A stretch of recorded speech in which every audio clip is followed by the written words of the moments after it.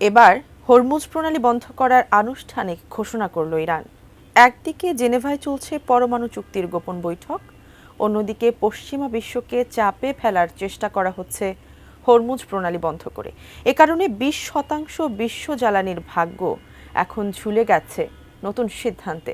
ট্রাম্পের রণতরী আর খামেনির হুঁশিয়ারির মধ্যে প্রশ্ন উঠছে, মধ্যপ্রাচ্য কি তবে বড় কোনো সংঘাতের দ্বারপ্রান্তে?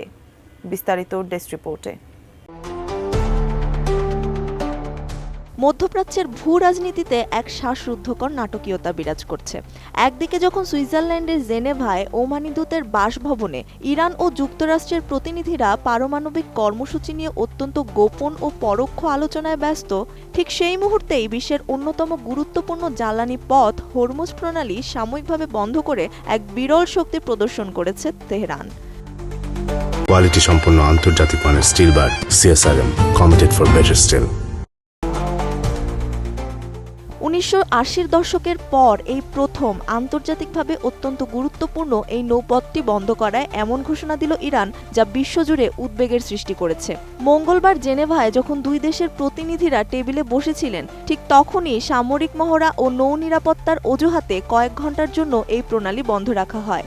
বিশ্বের মোট তেলের প্রায় 20% এই সরু পথ দিয়ে পরিবাহিত হয়। ফলে তেহরানের এই পদক্ষেপ সরাসরি বৈশ্বিক জ্বালানি বাজারে আঘাত করার এক প্রচ্ছন্ন হুমকি হিসেবে দেখছে বিশ্লেষকরা। ইরানি রাষ্ট্রীয় গণমাধ্যম জানিয়েছে, মহড়া চলাকালীন ইরানের বিপ্লবী গার্ড বাহিনী লাইভ মিসাইল বা তাজা ক্ষেপণাস্ত্র নিক্ষেপ করেছে।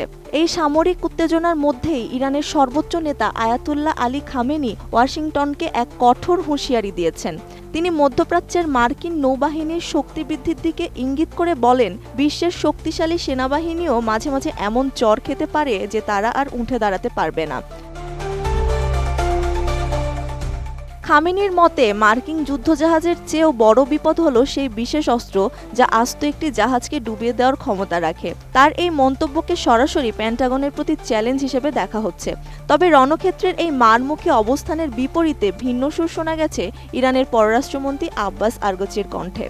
জেনেভায় জাতিসংঘ নিরস্ত্রীকরণ সম্মেলনে তিনি বলেন, আলোচনার মাধ্যমে একটি টেকসই সমাধানে পৌঁছানোর জন্য একটি নতুন জানালা উন্মোচিত হয়েছে। তিনি আলোচনার অগ্রগতি নিয়ে আশাবাদ ব্যক্ত করলেও সাফ জানিয়ে দিয়েছেন যে কোনো আগ্রাসন মোকাবেলায় ইরান পুরোপুরি প্রস্তুত।